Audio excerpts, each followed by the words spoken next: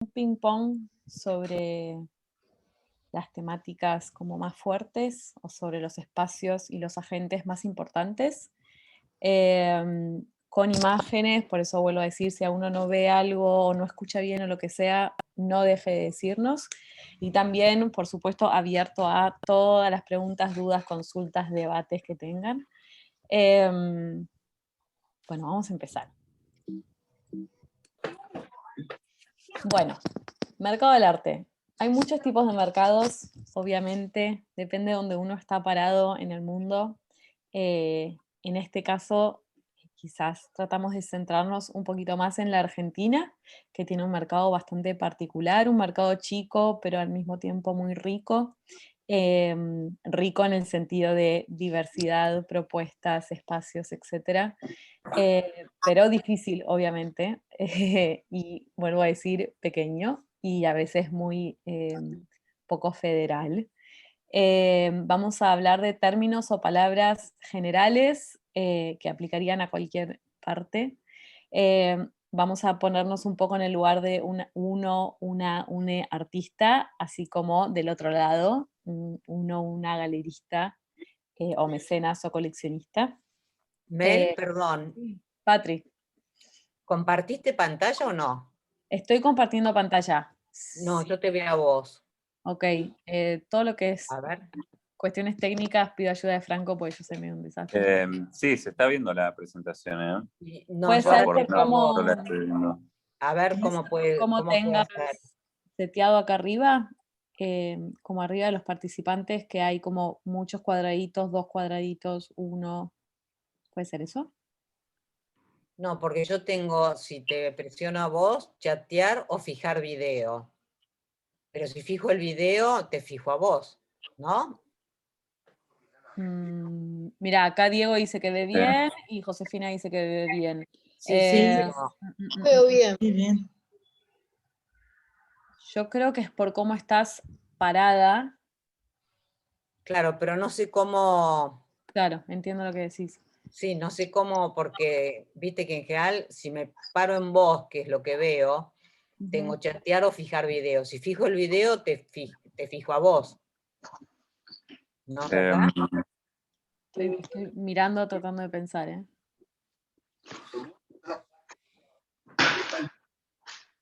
¿Salgo y vuelvo a entrar? Por las dudas, ¿querés? Vale. Dale. a ver. Bueno, entonces, como decía, vamos a ver palabras claves, vamos a ver ejemplos, vamos a ver cosas más generales y vamos a tratar de pararnos en los distintos roles. El mercado del arte existe hace muchos siglos. La que viene vamos a ver un poquito más de historia.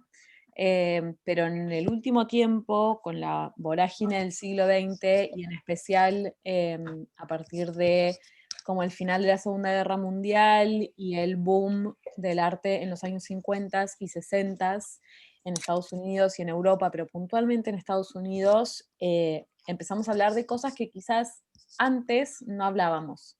Y en especial a partir de la década del 80 y la década del 90, el arte se volvió un bien muy elevado y sofisticado y con precios muy altos, que capaz es algo que antes no pasaba y que incluso para los y las propias artistas fue un desafío. Y varios tuvieron que adaptarse a eso, así como otras generaciones quizás más actuales viven las consecuencias de pensar en el arte desde lo mercantil o desde el valor. Por eso me gusta la idea de traer diferentes ejemplos. Pero si vamos a lo básico, ¿qué es el mercado del arte y cómo se conforma? Hoy el mercado, el mundo del arte está entendida o me gusta entenderla como una red que está absolutamente conectada y de la cual o en la cual participan diferentes agentes, diferentes personajes, que medio que sin uno no existe el otro, que uno potencia al otro, que uno necesita el otro, etc. El mercado no se funda o no existe simplemente por pensar en valores, sino que hay un montón de otros agentes, personas, individuos, instituciones, etcétera, que hacen que al fin y al cabo una obra tenga un valor o tenga otro valor, que un artista sea conocido desde un lugar u otro, etc. Por eso hablamos de agentes, y básicamente esta red, esta gran red, en el centro absoluto están les artistas y las obras de arte. Sin eso no existe nada. Gracias a ellos y a ellas esto funciona, digamos. Entonces, artistas, si lo pensáramos como una pirámide, lo puse acá pirámide, pero vuelvo a decir, me gusta pensar en una red, ponemos en primer lugar a los y las artistas.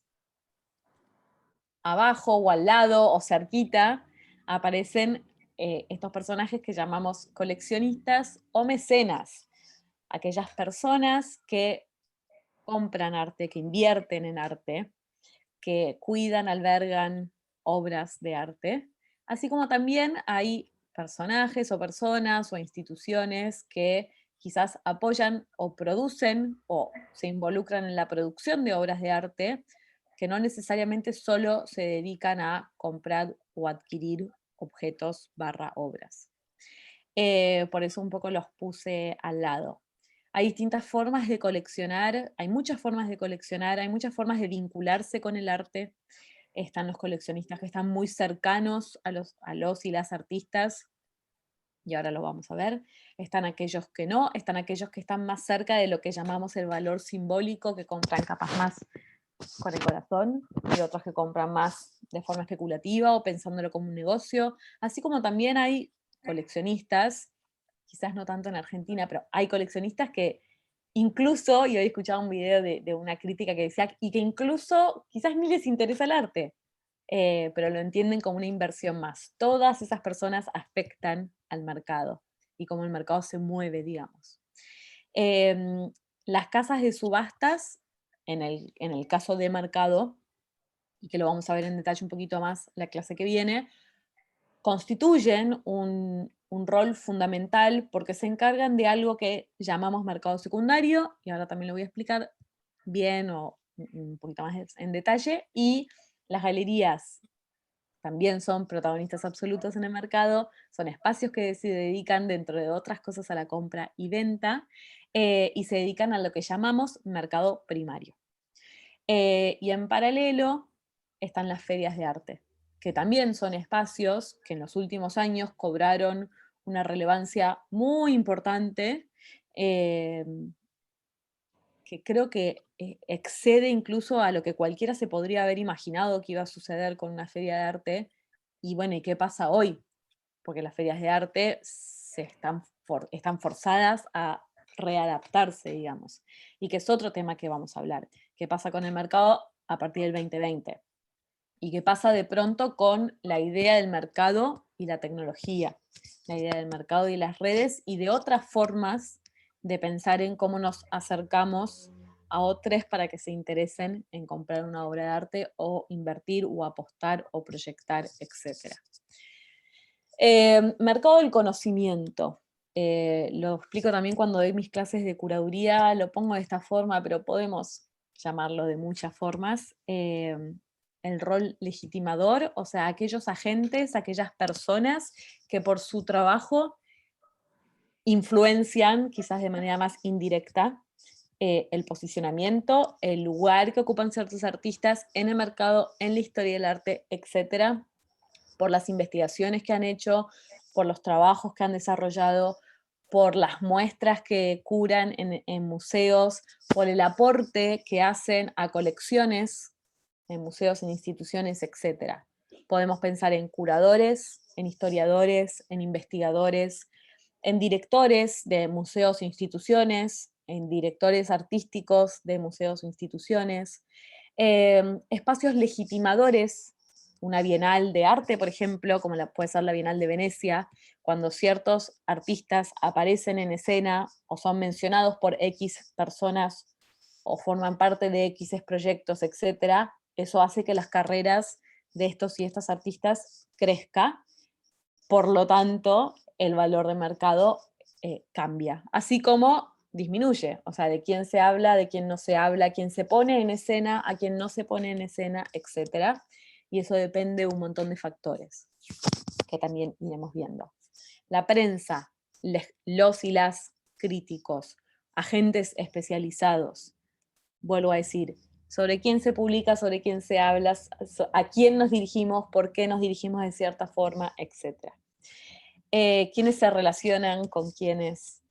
Y otros espacios legitimadores, lo digo por arriba, pero todo hace a la carrera de un artista: residencias, premios, escuelas, etc. O sea, el armado de una carrera. Por lo tanto, la futura legitimación. Voy a correr esto acá porque no sé si estoy molestando. Bueno, definiciones claves, palabras claves, personajes que me vienen a la cabeza cuando pienso en coleccionismo, etc.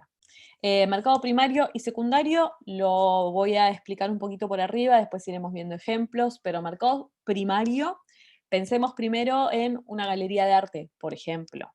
Aquellos que tienen una relación directa con las obras, directa con los y las artistas. Entonces, del taller de una artista salen obras de arte hacia un espacio, ese espacio de forma directa genera la comercialización de las obras. En general, las galerías se pueden especializar tanto en mercado primario como secundario, pero donde más vamos a encontrar ejemplos de mercado primario son en las galerías de arte. Entonces, ya sea que trabajen con artistas emergentes que recién empiezan, con artistas de mediana carrera, con artistas con mucha carrera, la relación con las obras es directa. En cambio, en mercado secundario, que podemos encontrarlo tanto en galerías, pero especialmente en casas de subastas, tiene que ver con un link. Entonces, son obras que vuelven a aparecer en el mercado, pero que en algún momento fueron adquiridas o que le pertenecieron a alguien o que formaron parte de una colección, etc. Y vuelven a insertarse en el mercado. Y vuelven a salir, y vuelven a meterse, y vuelven a salir, y vuelven a meterse. Hay obras que tienen mucha historia, hay obras que han pasado por muchas manos, hay obras que se compran una vez y nunca más vuelven a salir al mercado, hay obras que salen después de mucho tiempo, etc. Pero podríamos más o menos pensar esa diferencia. Puse una imagen de la famosa Peggy Guggenheim, que no solo fue coleccionista, sino que también fue mecenas, porque ella no solo adquirió obras, compró obras, sino que apoyó la carrera de muchos artistas. Por ejemplo, al artista Jackson Pollock le pagaba un sueldo por mes para que él produjera obra. Y esto lo hizo en un lapso de 4 o 5 años, lo ayudó a comprarse su casa, por ejemplo. Eso es pensar más allá de simplemente, le compro una obra y después la revendo, o le compro una obra y después busco un cliente para vendérsela. Son agentes, son personajes que han estado involucrados en todos los aspectos de la creación de un artista, de la creación de una obra, y de potenciar, fomentar, hacer crecer, darle espacio de visibilidad, etc.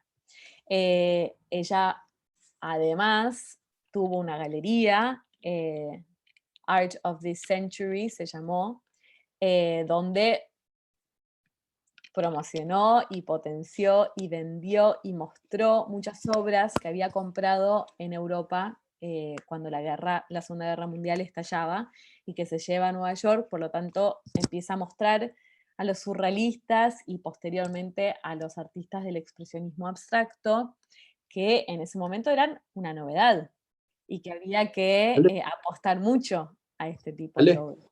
Perdón, tengo una pregunta. Sí, obvio. Perdón, soy Melissa, pero figuro como Ale porque no es mi computadora. Perfecto. Melissa, te hago una consulta. Esos mecenas que están, están en constante búsqueda de artistas, ya sean emergentes o no, ¿cómo trabajan, digamos? ¿Buscan a los artistas, esperan que los contacten, o de qué forma, digamos, los consiguen? A ver, pueden pasar las dos cosas, pero en general un mecenas o alguien que está activamente participando en la carrera de los o las artistas va a estar buscando, así como también le van a llegar propuestas. Pueden ser personas, también pueden ser instituciones, o pueden ser proyectos específicos, o pueden ser fundaciones.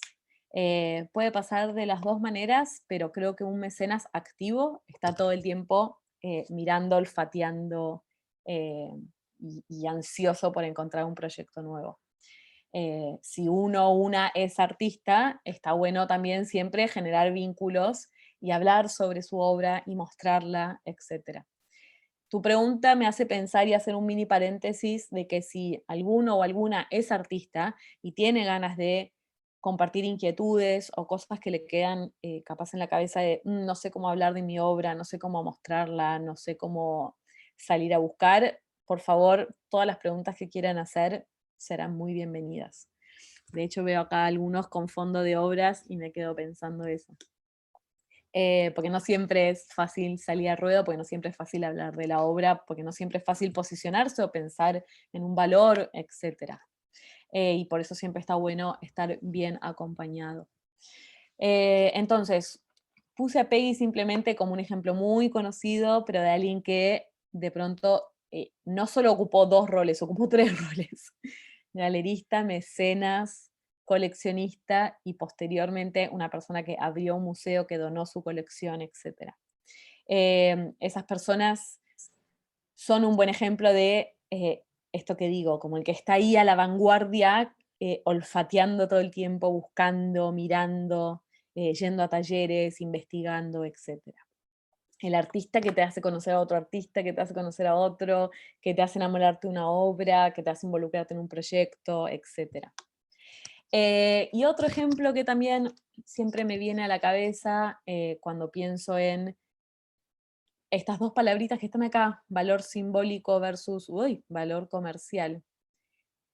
Tiene que ver un poco con lo que decía antes. Están aquellas personas que compran con el corazón, que quieren vivir con sus obras, que se enamoran de sus obras y de los artistas con los cuales se relacionan y se vinculan, que las cuidan y que sí, por supuesto las obras tienen un valor y ese valor debe ser defendido, pero que quizás trasciende el mero aspecto del valor.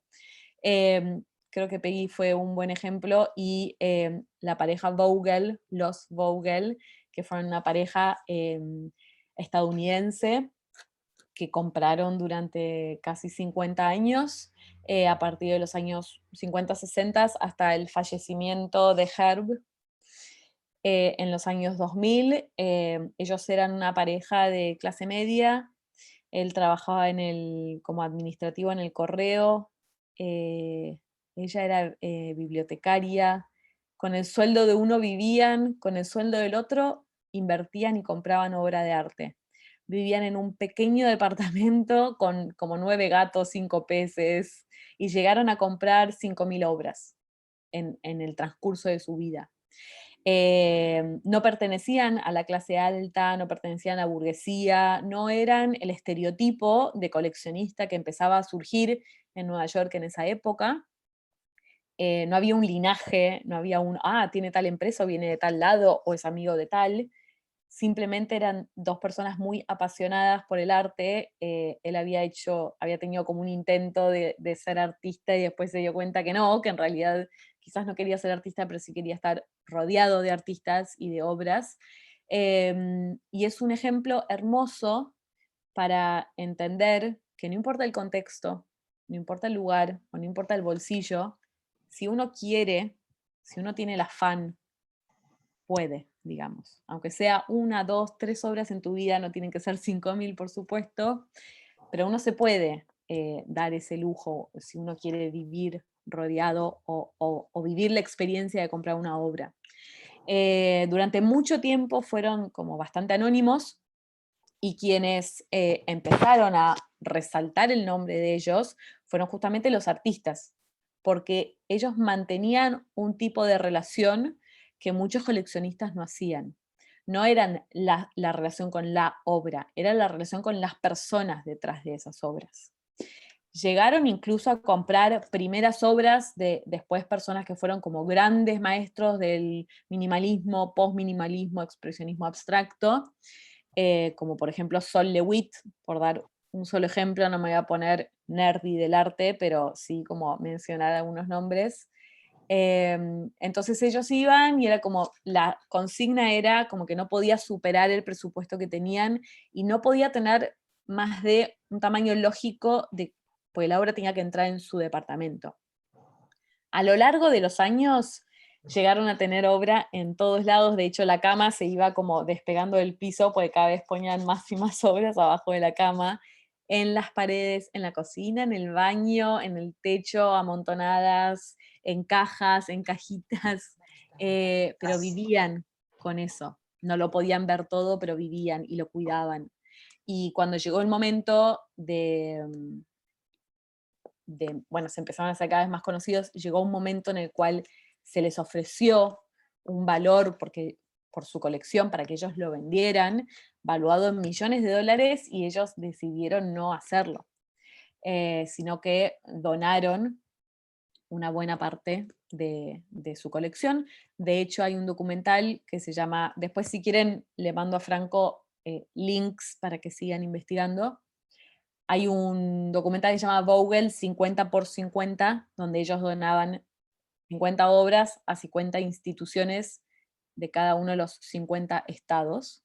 Entonces, todo el país, o todas las partes vinculadas a Estados Unidos, iban a recibir obra de ellos, involucrados en los montajes, involucrados en las exhibiciones que iban a mostrar esto, involucrados en los procesos, y el curador que se había acercado a ellos inicialmente, frente a este gesto, decidió darle a ambos, como si fuera una pequeña jubilación simbólica, y con esa plata salieron a comprar más obra. Entonces, a veces, gana lo simbólico por sobre todo. Nunca se hicieron millonarios, ni mucho menos con su colección. Amaban lo que tenían, y amaban estar cerca de los artistas, y amaban escuchar y mirar. Y eso es un tipo de coleccionismo hermoso, y que es muy orgánico, y que es muy válido, y que a veces no hablamos tanto de eso cuando hablamos de mercado. Pero sin ese tipo de coleccionismo no existe nada de esto, digamos. Y los artistas fluirían de otra forma. Creo, no sé. Quizás me equivoco. Para dar otro tipo de ejemplo, pero que es un caso divertido, me vino a la cabeza otra pareja, que fueron los Skull, S-C-U-L-L, Ethel y Herb, que también coleccionaban en Estados Unidos en esta época. A partir de fines de la década del 50 empiezan a surgir artistas del arte pop y del expresionismo abstracto, como Andy Warhol, como Rauschenberg, como Jasper Jones, como los que ya empezaban a aparecer, mencioné antes a Jackson Pollock, etc. Muchos artistas, una escena ardiente y muy interesante. Herb logró hacer su fortuna con una herencia de Ethel, que tenía una flota de taxis, el padre había armado una flota de taxis, y armó una fortuna, y por eso lo puse acá abajo. Ellos empezaron a invertir su dinero en un montón de cosas, y una de esas cosas fue arte. Invertían por amor, por dinero y por posición. Él decía: prefiero escalar socialmente con arte antes que con cualquier otra cosa. De hecho, esta es una obra que hizo Andy Warhol retratando a Ethel. Entonces, de vuelta el juego entre coleccionista y mecenas. Ellos también fueron mecenas, o sea, produjeron un montón de obras, no solo compraron, sino que participaban de la carrera, o de repente esto: Andy quiere un retrato, venga Ethel, vamos a hacer un retrato. Entonces la metió a Ethel en una cabina de fotos, las automáticas, le sacó un montón de fotos y hizo esta obra. En un momento, Ethel y Herb se separaron, hicieron una gran subasta. Primero hicieron una gran subasta que fue como la primer gran subasta, que fue algo muy loco porque era una colección relativamente joven, de coleccionistas relativamente jóvenes, de artistas que estaban creciendo, y que ellos decidieron sacar su obra que habían comprado de primera mano al mercado secundario, a una casa de subasta. Esas obras se subastaron, en muchos casos, por 10 veces el valor que ellos habían pagado originalmente. Entonces, habían pagado una obra en $8.000, $80.000. En ese momento se hablaba de esos valores. Hoy estaríamos hablando de millones y millones de dólares. Entonces fueron como los primeros que armaron una revuelta en cómo entendemos el mercado, y que de pronto una obra no está en tus manos durante 50 años, que puede estar en tus manos durante 5, 10, 15 años. Y también y ahora lo vamos a ver en detalle, no se preocupen, pero ¿de dónde viene esa obra? ¿A quién le perteneció? ¿Quién la está vendiendo? ¿Por qué la está vendiendo? Etcétera. Acá eventualmente había un complicado divorcio. De hecho, la leyenda dice que tiraban una moneda y era como, bueno, el Warhol, Caro Cruz, cara, pum, listo, te toca a vos, como así. Y después era, bueno, vos tenés más que yo, ahí un poco se pierde el valor simbólico, digamos, y estaba el valor comercial y también, bueno, lo que ellos habían tenido en su casa, lo que ellos habían invertido durante mucho tiempo. Y en esa subasta había muchos artistas vivos que ellos habían tenido relación y que estas personas les habían comprado su obra. Uno de ellos era Rauschenberg, por eso lo puse acá. Entonces termina la subasta y el artista se para y le dice a Skal como, yo me deslomé durante años creando una obra de arte y vos te estás enriqueciendo con mi trabajo. Y él le dice, no, no, los dos nos estamos enriqueciendo. A partir de ahora vas a ver cómo tus obras van a salir más plata. Yo te estoy promocionando, yo te estoy haciendo más famoso. Entonces, ese tipo de coleccionismo y ese tipo de relación con el mercado es otro tipo. Y todo es válido, pero me gusta como dar diferentes ejemplos. Entonces, también por casos así, empezamos a hablar de valores irrisorios en el mercado. O sea, ¿cuándo decimos basta? ¿Cuándo decimos este valor ya no hace mucho sentido? En ese momento, cuando ellos pasaron a que la obra valiera 10 veces su valor original, muchos dijeron, ¿qué está pasando? Digamos, esto es una locura. Y esa locura creció, creció, creció y no ha parado desde entonces. Bueno, para ir al ABC, a los aspectos más elementales, ¿qué define el valor de una obra de arte? Muchas cosas definen el valor de una obra. Nombre o firma. ¿Quién creó esta obra? Un Picasso, un NN, un artista que recién empieza, un artista que fue desconocido y que de pronto post-mortem se hace muy famoso o es muy requerido en el mercado. Autenticidad, cómo comprobamos que esa obra es real. Y esto no lo digo solo por el caso de, tengo un Rembrandt, sino artistas que ahora están produciendo, que están vivos, que son jóvenes, siempre cuando venden una obra entreguen algún documento, algún certificado que diga, yo hice esta obra, yo te lo autentifico, yo te lo firmo, yo te lo compruebo, digamos. Es una forma de ser más serio con la producción, digamos, con la producción misma de uno o de una. La idea de la procedencia, lo dije un poquito antes, ¿de dónde viene esta obra? ¿Podemos rastrear toda la procedencia desde el momento en que lo creó uno o un artista hasta que termina en una casa de subasta o en una galería o donde sea? ¿Cómo recreamos esa historia y cómo la hacemos verídica a esa historia? Y por supuesto, cuando la obra le perteneció a ciertas personas que han sido relevantes en el aspecto económico, social, político, lo que sea, puede hacer que una obra valga mucho más o incluso mucho menos, porque cuando esa persona está pegada a algo negativo, también afecta a la obra. ¿En qué estado se encuentra la obra? ¿Está bien conservada? ¿Ha sido restaurada? O sea, la tajearon, la cortaron, se llenó de humedad, pero está bien, no está bien, está muy deteriorada. Hay obras que a veces, aunque no estén en el mejor estado de conservación, si son muy requeridas, igual tienen un valor alto de mercado, y hay otras obras, o sea, es importante igual que una obra esté en su mejor estado posible, pero también el estado cuenta la historia de la obra, por supuesto. Las obras son cosas y les pasan cosas, muchas cosas. Y pueden pasar por manos que las cuidan bien o que no, o accidentes o emboscadas o lo que sea.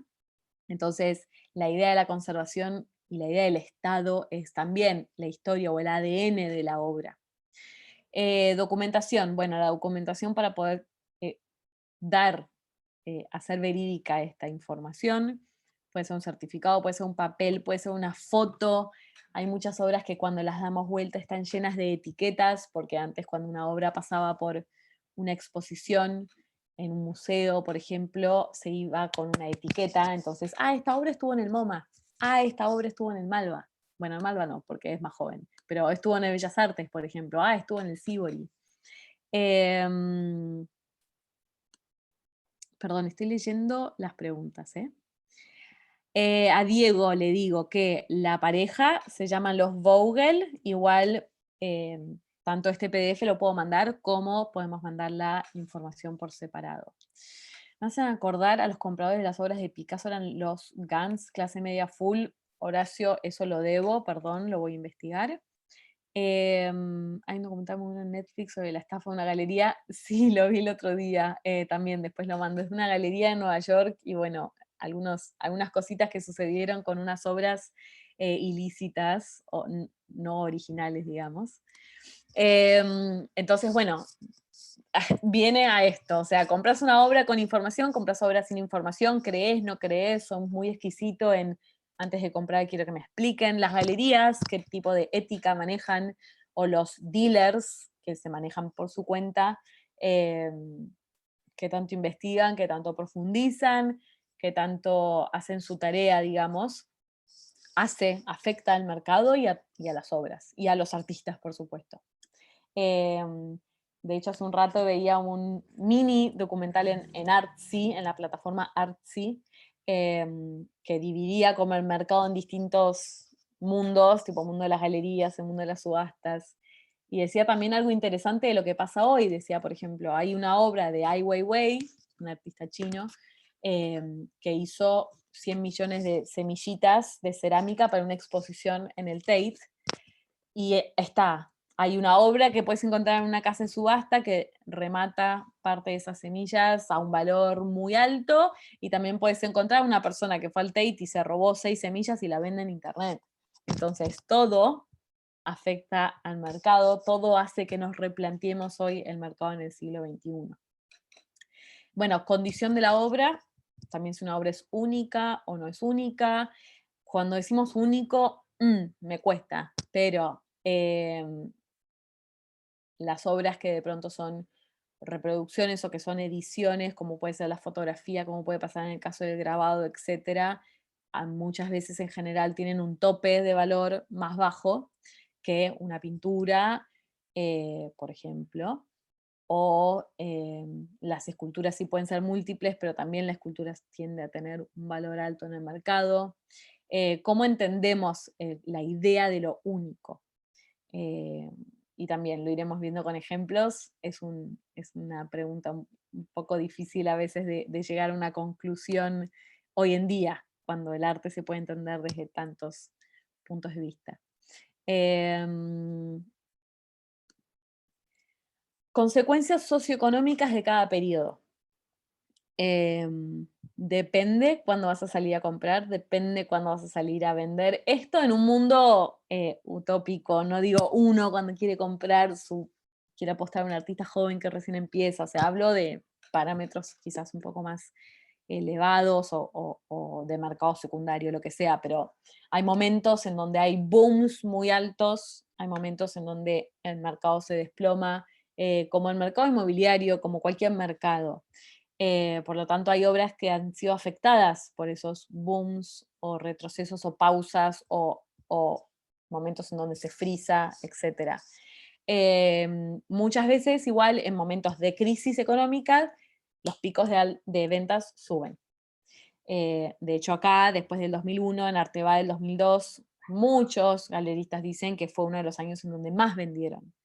El que tiene, muchas veces el que tiene va a seguir teniendo. y prefiere invertir su plata en esto que en otras cosas. Entonces, todas estas cosas afectan a un solo valor de una obra de arte. ¿En qué situación se encuentra el vendedor? ¿Necesita vender urgente? ¿Necesita la plata ya? ¿Puede esperar? ¿No piensa moverse un ápice de lo que quiere? ¿En qué situación está el cliente? O sea, o aquella persona que va a comprar. ¿Qué está dispuesta a pagar? ¿Qué no está dispuesta a pagar? Hay mucha competencia, hay muchas personas pujando por una obra o esperando que esa obra salga al mercado, o dispuestos a pagar más. Suerte, destino, astucia, todo entra en juego, por supuesto. Cada vez más la idea de marketing. ¿En qué lugar ponemos a él o la artista? ¿Cómo la posicionamos? Hay agentes que hacen todo un trabajo durante mucho tiempo, beneficiando a distintos agentes, no solo al artista, para que esa obra de pronto salga 2, y al rato 4, y al rato 10, y al rato 20, y después 200, mientras que a otros no les pasa nunca o no les interesa que les pase. Pero la cuestión del marketing y abajo la cuestión de la moda entra muy en juego, y cada vez más. Mientras hablo no quiero dejar de ver el chat, perdón si de pronto no contesto. Sí, en general no lo hago, pero si quieren le contesto a Miriam. Podría mandar el PDF con las palabras claves, aunque sea. Creo que ayuda a quizás no estar como anotando. Así que si quieren eso, con gusto lo puedo hacer. Y sí, lo de Julia, sí, eso estuvo en proa. Bueno, desafíos de emprender o pensarse en Argentina, no solo ahora, sino siempre. El mercado, como decía antes, es chico, está bastante regido por el valor simbólico. He conocido a muchos coleccionistas que no largan la obra tan rápido, que están muy enamorados de sus obras. Eso es algo hermoso también, o por lo menos es algo que a mí siempre me gustó a la hora de trabajar, cuando trabajé en galerías y cuando me vinculé con ciertos coleccionistas. Así como también ves gente que realmente quiere comprar una obra y que hace un esfuerzo, o que piensa muy bien, o que quiere ir al taller del artista, que quiere conocerlo o conocerla. Entonces hay algo muy fuerte en el valor simbólico. Vuelvo a decir, es un mercado muy pequeño. Hay bastantes galerías, pero todo gira en torno a quizás unas pocas personas que de pronto pueden acceder a ciertos valores. Entonces también es interesante cuando empiezan a aparecer otras propuestas en la manera en la cual ofrecemos obras de arte, con cosas tan simples como, no sé, pequeños espacios que empiezan a plantear otros valores, o hablar de la obra en pesos y no en dólares como estamos acostumbrados, o pensar en la idea de que uno pueda comprar con su tarjeta de crédito o en cuotas o en efectivo, en relacionarse de otra manera. Obviamente no todas las obras sirven para un cambio de mercado, pero sí lentamente podemos pensarlo. Hay obras que siempre van a estar en dólares porque ya tienen una historia, porque tienen, nada, pues ya sería como difícil sacarlo de eso. Así que no hay un solo mercado, no hay una sola manera de vender arte. Vamos a ir desfragmentándolas o desarmándolas. Y de paso, al costado les dejo algunas imágenes de galerías para que chusmeen, para que las googleen, para que las busquen. Por ejemplo, esta es una galería joven que se llama Moria Galería. Es una galería que está en Villa Crespo, que abrió hace un par de años y que trabaja, por ejemplo, todos artistas jóvenes de la misma generación de los propios galeristas, que también están, o sea, que están en sus 30, los artistas están en sus 30, al mismo tiempo uno de los galeristas es artista, entonces la vinculación con las obras, con los equipos, es distinta. Entonces yo voy a ir dejando imágenes, y si hay algo que les llama la atención o lo que sea, lo pueden anotar o me pueden preguntar o lo pueden googlear. La idea es dejarles como disparadores de cosas que están cerca nuestro, si estamos en Buenos Aires o, bueno, en Argentina quizás no tan cerca, pero accesible o relacionable, digamos. Bueno, galerías. ¿Cuáles son los roles de las galerías? ¿Y cuáles son las obligaciones de las galerías? Cada galería de arte obviamente trabaja a su manera. Yo trato de pensar en, por lo menos la forma que a mí me parece interesante, o no voy a decir justa, pero sí que me parece interesante, que potencia las galerías que trabajando de esta forma hacen que el mercado crezca y que se enriquezca. Las galerías obviamente son espacios comerciales, si no venden, no existen, no abren sus puertas. Trabajan de manera, como les decía antes, de manera directa con los y las artistas, ya sea que estén vivos o que estén fallecidos. Igual la relación y vínculo debería ser estrecho y directo. Hay galerías que se dedican a un segmento específico o a una técnica o a un momento, otros que capaz son un poco más abiertos y trabajan con artistas más jóvenes, artistas más consagrados, artistas fallecidos. Hay artistas que se manejan bien y cómodos entre el mercado primario y secundario y otros que deciden dedicarse solo al mercado primario. Sea como sea, todo es válido siempre y cuando, como primera instancia, la galería tenga una identidad, algo que lo diferencie, algo que lo haga único. El que mucho abarca, poco aprieta. Me parece que en el caso de las galerías eso es una realidad, porque las galerías hacen muestras de estos artistas, producen o deberían producir estas exhibiciones, deberían ayudar a los artistas a poder producir sus obras, aplican y van a ferias, eso que lo vamos a ver después en detalle, son inversiones muy grandes, tanto en la Argentina como en el exterior, es muy caro participar de una feria, así como muchas galerías reciben la gran mayoría de sus ingresos gracias a las ferias. Lo hermoso o lo lindo o lo sano debería ser la galería que apuesta a tener una relación a largo plazo con sus artistas, que decide con quién quiere trabajar o con qué obras o con qué artistas y que decide que va a hacer un trabajo a largo plazo para difundir, promocionar, defender, apoyar y vender, no solo vender. Cuando la galería puede o hace bien su trabajo, eso hace que el valor de una obra de arte en el mercado cambie, mejore, se establezca y se potencie. No todo el mundo trabaja así. De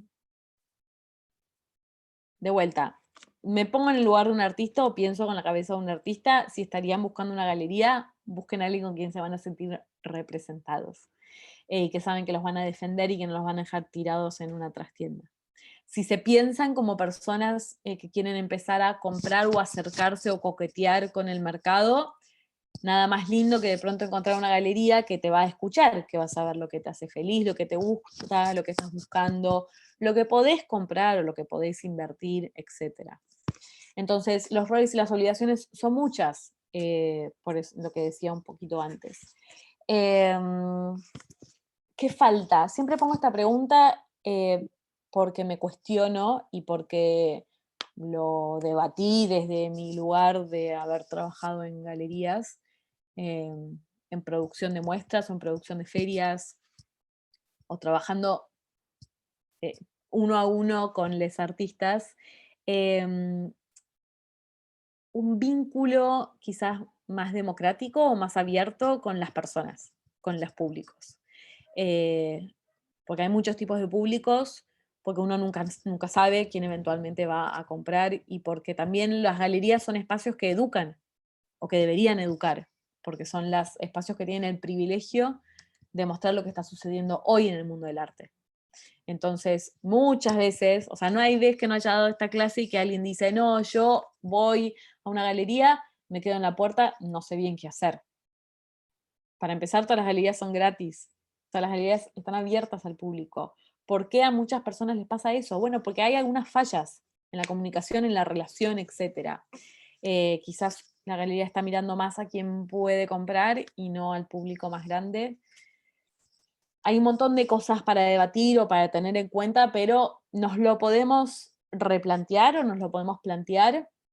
Las galerías son espacios amables, las galerías son espacios sociables.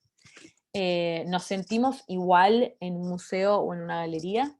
Todo esto lo dejo pimpoñando para que cada uno después se lo pregunte o haga el ejercicio de ir a galerías y de preguntarle a las personas en la galería, ¿quién es este artista? ¿Me contás un poco su historia? ¿Te puedo preguntar precios? Etcétera, etcétera. ¿Cómo nos sentimos cuando entramos a una galería? ¿Qué aportan las nuevas generaciones y qué aportan a las nuevas generaciones?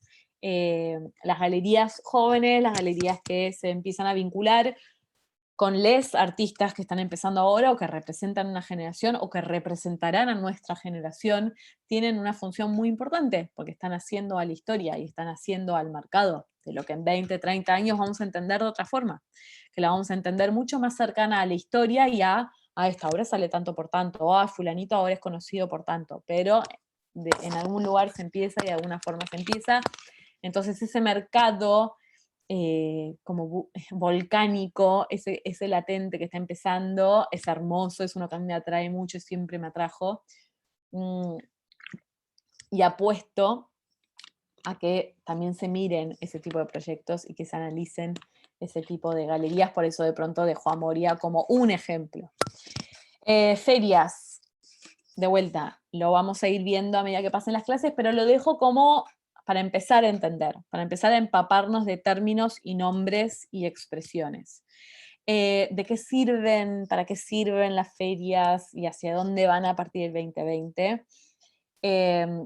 Fueron, o son, pero digamos fueron, porque hay que ver qué va a pasar en el futuro cercano, fueron espacios fundamentales, en un momento fueron como las grandes protagonistas del mundo del arte, espacios de vuelta comerciales, porque las ferias se vinculan con las galerías, o sea, esos son sus clientes, y esas galerías pagan para formar parte de una feria.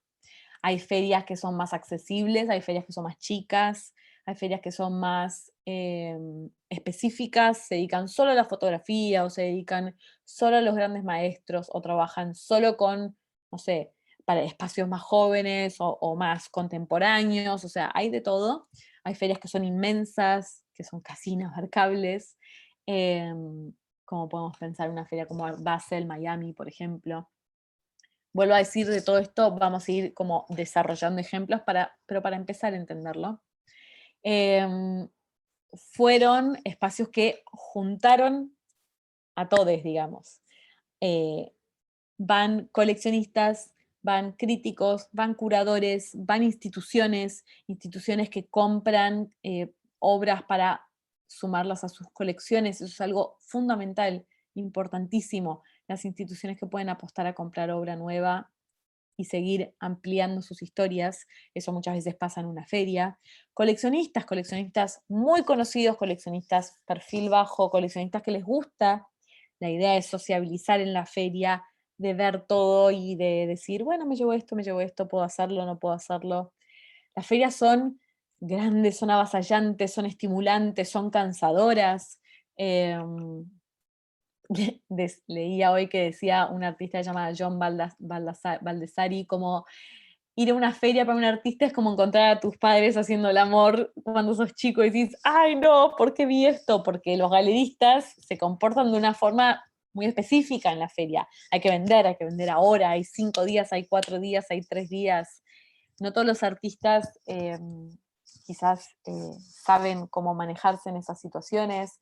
Entonces, por eso quizás las protagonistas van a ser siempre las obras, pero los que están en esos momentos son los galeristas. Así como hay coleccionistas que escapan a las ferias y que no les gustan y que eligen no hacerlo, y otros que solo compran durante la feria. Voy a hacer un mini paréntesis para leer lo que me estaban preguntando. A ver. ¿Qué pasa con las galerías que les cobran al artista para exponer sus obras? ¿Eso suele pasar? Bueno, gracias Josefina por preguntar eso, porque no me gusta nada esa forma de trabajo. Voy a hacer entonces un mini pasito para atrás. Las galerías se quedan, o sea, cuando una obra se vende, una galería se queda con el 50% del valor de la obra y el otro 50% se lo queda el artista. Ese 50% uno se lo tiene que ganar fomentando, posicionando, relacionándose con coleccionistas, mostrándole a esos coleccionistas o compradores las obras de esos y esas artistas. Por eso digo, haciendo un trabajo a largo plazo, un trabajo de esfuerzo. Por lo tanto, cobrar para que un artista exponga, si ya te vas a quedar con el 50%. Solo lo admito, y esto es algo totalmente subjetivo, pero solo lo admito cuando son proyectos muy, muy bebés que recién están empezando y donde se genera una acción colectiva. Por ejemplo, conozco colegas que cuando recién abrieron sus galerías, directamente generaban como una sociedad con los artistas. Entonces, si todos, él o la galerista y él o las artistas querían ir a una feria, bueno, todos ponían de su bolsillo para que se pudiera realizar eso y después todos cobraban lo mismo. Pero si no, no. O por lo menos yo no me siento cómoda. Me gusta la idea de las relaciones a largo plazo. Por lo tanto, yo invierto y vos también invertís haciendo tu obra, tu producción, tu tiempo, tus pensamientos, etc. Pasa, pero no me parece la mejor opción. Las galerías buscan llegar a los Constantinis y no a los Vogel y sí, muchos sí, y ahí es cuando digo de por qué no pensar, o bueno, que se está haciendo obviamente, pero pensemos, activemos la idea de que hay muchas formas de pensar el mercado y que hay muchas más personas que pueden comprar de lo que nos imaginamos. Una cosa es un Le Parc de $150.000 y otra cosa es artistas que están empezando, que están creando, o artistas que les gusta la idea de producir para vivir de su obra desde otro lugar o relacionarse desde otro lugar con su obra.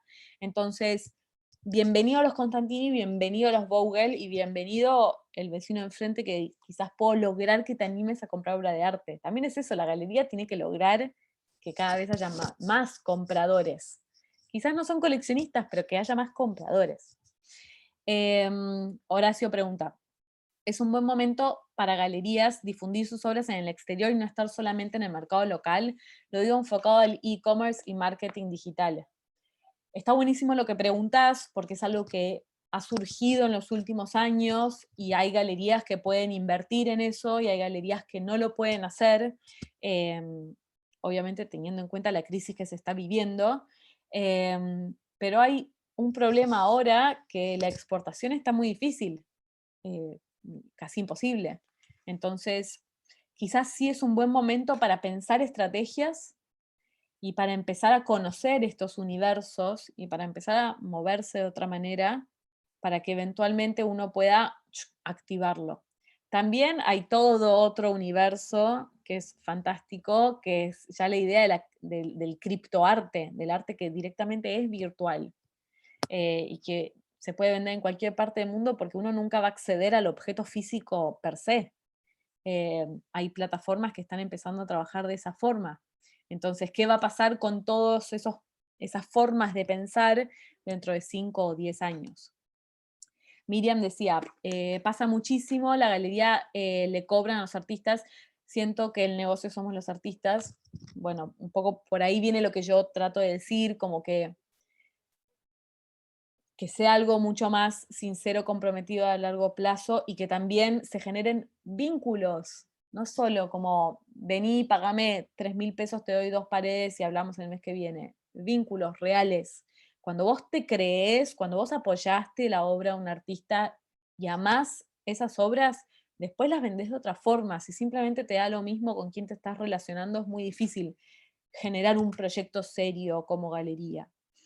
Y Julia decía, en el momento de auge de criptoarte y de las galerías virtuales, ¿cómo crees que esto afecta al mercado y la relación entre artista, galerista y público? yo estoy como ansiosa y con muchas ganas de, nada, como que cambie un poquito, que el mercado se ponga más siglo XXI. Me parece que los dos universos pueden convivir perfectamente. Me parece que los públicos se pueden agrandar. Me parece que las relaciones serias y comprometidas entre artistas y galeristas van a seguir existiendo, digamos, pero me encanta la idea de que aparezcan. A ver, me parece que todavía estamos en un punto medio, como que decimos, ay, sí, han aparecido galerías virtuales, pero no sé si me vuelan la cabeza. Lo de criptoarte sí me parece como muy loco, muy interesante. Me quiero ver qué va a pasar dentro de un par de años. Me parece que vamos a estar hablando de otro tipo de mercado. Y me parece que para muchas galerías, por lo menos en la Argentina, ya llegó el momento de como repensarse. Que los espacios sigan existiendo, por supuesto, que las muestras y que las cosas analógicas sigan funcionando, pero ¿qué hacemos con todo lo otro? A ver, yo tengo un proyecto chiquito, que no es una galería, es una tienda de arte, donde trabajamos con un montón de artistas jóvenes argentinos y latinoamericanos, y en el último tiempo se hizo un trabajo muy fuerte de la venta a través de la red social, o sea, a través de Internet. Y de aquel o aquella que se anima a vincularse de otra manera, incluso a comprar obra cuando no la ha visto en vivo, que en otros parámetros, otros formatos o otros mercados es impensado, o que lleva un tiempo animarse. Bueno, ya voy a dejar de hablar de mí, pero hace unos años trabajaba, o sea, todo esto se empezó a desatar en mi cabeza porque hace unos años trabajaba en una galería que tenía una sucursal en Argentina y una en Nueva York, y era muy loco como en Nueva York mucha gente compraba a través de o sea, el mundo de Internet sin ver la obra, y llegaba a su casa. Pero que habían hecho investigación antes, que sabían lo que estaban comprando, digamos. Y acá, 2014, 2015, era como impensado. Bueno, va a empezar a ser mucho más pensado. De hecho, hace unos años, esta plataforma que les digo, Artsy, decía como en el 2016-17, como el tope para que alguien comprara algo de forma online era $5.000 de pronto. A medida que pasan los años, sube y pasa de 5.000 a 25.000, $30.000. ¿Eso qué quiere decir? Alguien quizás se anima a hacer una inversión de 25, 30.000, $40.000 a través de la digitalización, digamos. Y lo de criptoarte es fascinante, y estemos atentos, muy atentos, porque ya es la desfragmentación directamente. Vos no te compras algo que es tuyo, mío, mi papel, mi tela. No, vos incluso te compras un pedazo de una obra, una parte de un proyecto artístico, e invertís y te relacionás de una manera totalmente distinta. Pero bueno, ya iremos viendo, y con las clases también vamos a ir como viendo ejemplos. Bueno, ¿hacia dónde van las ferias? Realmente no lo sé. Sí lo vamos a ver un poquito en detalle en la clase que viene, pero hay muchas dudas, hay mucha incertidumbre, hay mucho trabajo por hacer de las personas que se especializan en eso, por supuesto. Casas de subasta. ¿Ayudan a potenciar el valor del mercado? ¿Qué pasa con la casa de subasta? El espacio que se dedica, como les decía antes, al mercado secundario, el espacio en donde surgen estos booms, el espacio también que más esclarece las obras, los valores de las obras, porque muchas veces las galerías no dicen ni cuánto ganan por año, ni cuánto vendieron una obra, etc. En las subastas, muchas subastas internacionales, los precios están todos online. Si aparte sos socio o te asocias o te acreditas, tenés más información todavía. Cuando hay estos precios irrisorios o estos booms o estos precios que de pronto, no sé, cuando se vendió la obra de Da Vinci en casi más de 500 millones de dólares, todo eso se entera todo el mundo empieza a hablar de eso, todo el mundo empieza a repensar la idea de la obra de arte. Entonces tienen un lugar muy importante y hacen que los mercados fluctúen, se transformen, se revitalicen, etcétera, pero están trabajando con objetos que ya fueron trabajados o que ya fueron potenciados por curadores, pensadores, escritores, historiadores, galeristas, etcétera, etcétera, etcétera.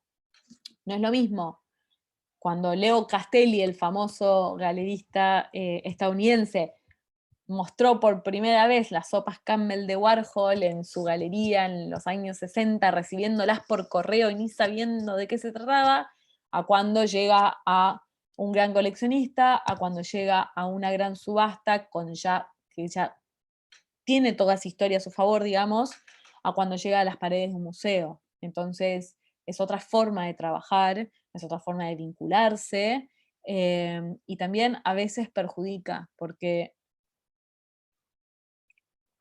perdón que interrumpo, pero me pica la garganta.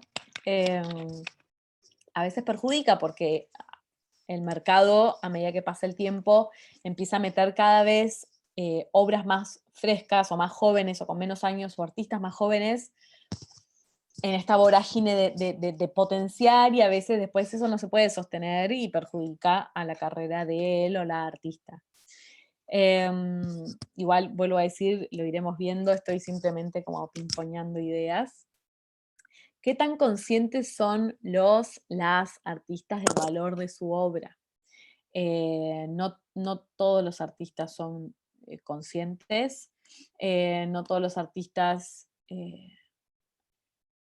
preguntan o se asesoran o están como ahí con sus galeristas como viendo cómo el valor de la obra va creciendo de manera orgánica y natural y en base a un montón de factores como tu carrera, como quién te ha comprado, si estás en una institución o un museo, qué muestras has tenido, etc. Algunos como que escapan de entender eso, otros son muy conscientes, otros están absolutamente obsesionados. Entonces, está bueno que los artistas, no importa qué tan emergentes sean conscientes, pero que estén bien informados también, porque no tener como el delirio, como ahora toda la obra es cara, ¿viste? Entonces voy a poner valores que no hacen sentido. No. Piano, piano, si va lontano, decía mi nona, lento, lento, se llega lejos. Tienen que ser lo más profesionales posibles también a la hora de pensar en la obra de arte en cuanto a valor. La idea de autogestión. Hay artistas que dicen no a las galerías y que se manejan de forma propia y que venden directamente desde su taller y que se autogestionan, defienden y promocionan. No es para todos, de hecho no es para la mayoría. ¿Cómo nos sentimos cuando hablamos de nosotros mismos? ¿Cómo nos sentimos a la hora de comunicar lo que hacemos? ¿Cómo lo hacemos? ¿Por qué lo hacemos? Etcétera. De defender nuestros propios valores, nuestro propio trabajo, etc. Todo tiene ventajas y desventajas. ¿Cómo puede evaluar su obra un artista autogestivo? ¡Hola, Marga! A ver, Hola, ¿cómo andas, linda? ¿qué haces? Bien. Me parece que, a ver, se va de a poco. Lo primero, siempre un artista joven o un artista que recién empieza a moverse en el mercado, asesorarse por colegas, asesorarse por personas que capaz ya están metidos en el mercado y están vendiendo sus obras y que hacen algo similar a lo que uno está haciendo.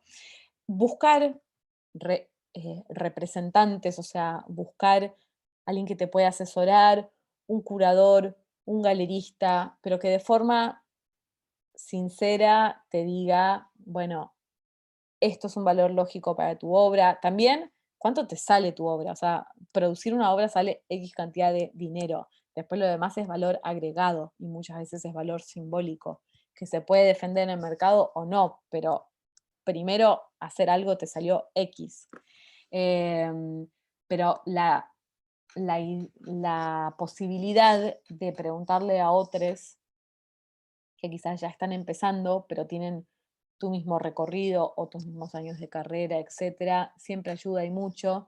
Y si un artista quizás quiere autogestionarse, pero quiere estar como acompañado igual o asesorado o preguntar, eso ayuda mucho. Porque a veces todo esto está muy encriptado, entonces uno no sabe ni por dónde empezar.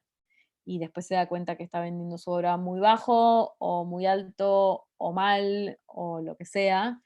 Entonces quizás no vas a recurrir a una galería, pero sí puedes recurrir a un curador, o a un gestor, o a los colegas, al mismo mercado, a las personas que están cerca tuyo. Que nadie mejor que un colega te va a decir la verdad, digamos. Y después ver cómo reacciona el mercado o los coleccionistas o los compradores o los interesados. Y a medida que eso vaya creciendo y la carrera, o sea, un propio artista se dé cuenta que su carrera está creciendo, pueda justificar, bueno, yo vendía 5, pero ahora vale 6 y después vale 7 u 8, porque nada, yo también me estoy profesionalizando, mi carrera está creciendo, estas personas me están comprando, etc. Mientras se pueda justificar, el valor puede crecer, por supuesto. Y también hoy existe algo hermoso que es Internet y podemos acceder a mucha más información de la que accedíamos antes. Vuelvo a decir, con el proyecto que yo tengo, tenemos una página y todas las obras tienen un valor y todos los valores están esclarecidos. Y las obras se suben cuando viene el artista a preguntar si se puede y lo pensamos juntos, digamos. Y también ayuda como plataforma para artistas que capaz están empezando y no saben, se meten en estos lugares. Mi espacio se llama Quorum, pero existe otro espacio que se llama IDLB, que también trabaja con artistas jóvenes y con otro tipo de mercado. Y decís, ah, bueno, fulanito o fulanita está vendiendo su obra en 2, bueno, entonces yo capaz también lo puedo vender en 2, o me puedo animar a 3. Ya si me voy a 4 sería demasiado. Como la información que esté más accesible hace que también todo sea más orgánico y sincero.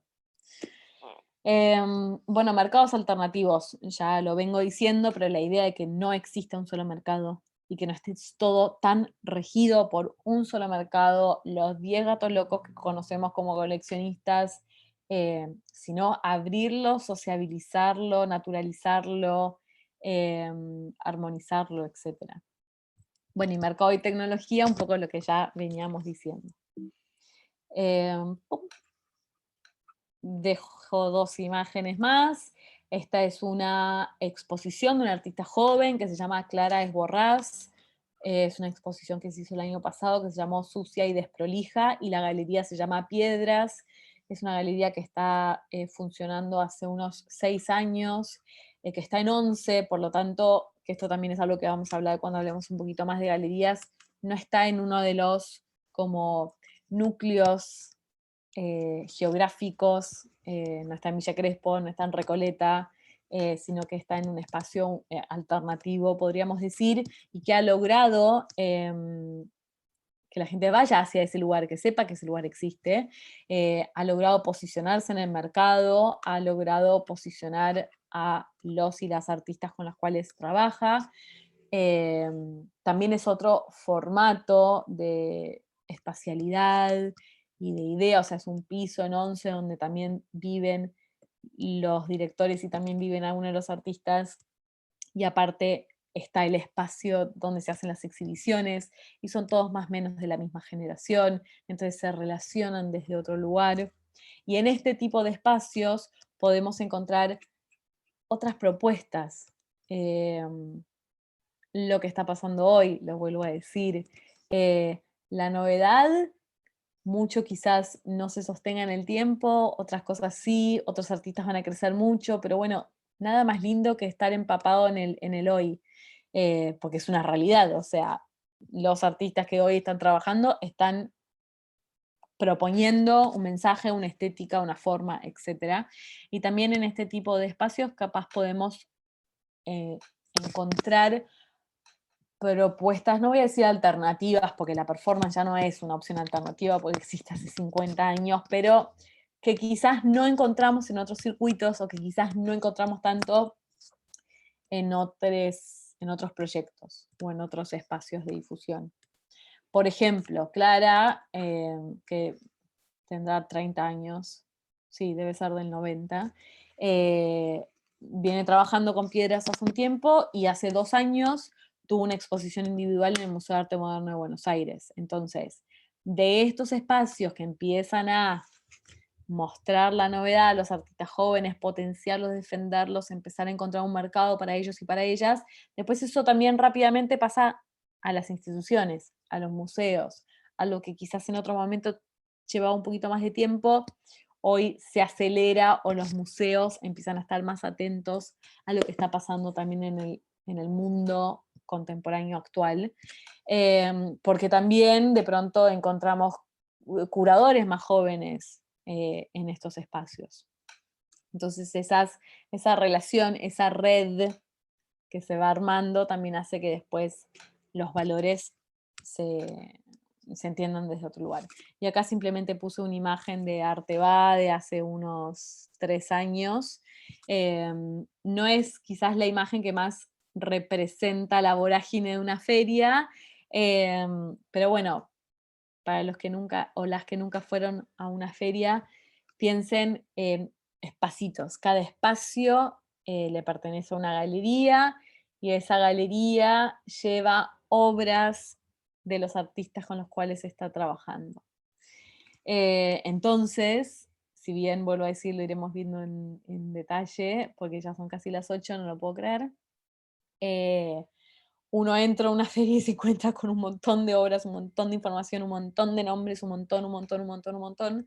Y también mucho de lo que pasa acá, en las galerías, en las salas, en los proyectos específicos que las galerías apuestan para producir, después se vuelcan, o un fragmento de eso termina en la feria, ya tiene otra mirada, otra dimensión. Pero porque sucedió esto, lo podemos llevar acá y defender su precio, porque acá estamos haciendo al artista, estamos ayudando a fomentar al artista, quizás con propuestas más arriesgadas o más completas, o con el acompañamiento de un curador, pero todo eso hace que se conforme la carrera, el estatus, el posicionamiento, la visión del artista. Después ya en la galería, en la feria, lo vemos un poquito más cercano a un producto o a un objeto, un hermoso objeto, un objeto maravilloso, pero con menos de esto y más de esto. Bueno, otra imagen para empezar a ver ferias. Esto es un proyecto que en lo personal me gustó bastante. Es una como versión beta, fue una versión beta de la Feria Arteba que existe acá en Buenos Aires.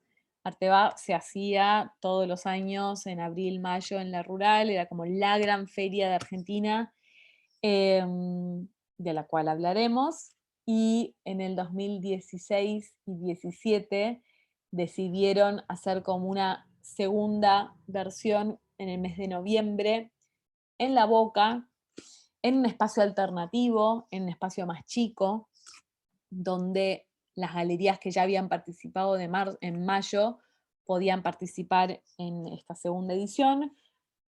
Y era muy interesante porque la feria chica tiene algo hermoso de que se puede transitar de otra forma, de otra manera. Cada espacio podía llevar hasta 3 artistas, o sea, 1, 2 o 3 artistas no más, cuando en general a las ferias, a menos que llevemos un proyecto específico, llevamos como un montón de obra, un montón de artistas, y era una feria que estaba curada. Y acá es otro tema, en general en las ferias, o sea, aparece el rol del curador, pero desde otro lugar. Esta feria estaba enteramente curada por 2 curadores, curadoras, que acompañaban a las galerías y les decían, ¿qué te gustaría llevar? ¿Qué te gustaría proponer? ¿Cómo te gustaría pensar tu espacio? Así que es un lindo ejemplo para pensar otra relación con la Feria de Arte. Y aparte, todos los espacios estaban abiertos. En general, en la feria, todos los espacios están más cerraditos, tienen sus paredes, tienen sus metros cuadrados. Acá todo estaba relativamente abierto, no podías tener más de 2 paredes, entonces los proyectos convivían entre sí, y aparte no había como diferencia entre una galería capaz muy, muy prestigiosa, una que recién empezaba, una de Buenos Aires, una del interior, una del norte, una del sur, y era como si uno entrara a una gran exposición. Estos son los ejemplos que iremos viendo más en detalle, pero para entender estas diferencias y entender cuando capaz un proyecto más específico nos hace disfrutar del arte de otra forma, y a nivel mercado que es más efectivo y que no, que hace que una galería le vaya mejor o peor, y cómo los coleccionistas y los compradores se relacionan con los espacios.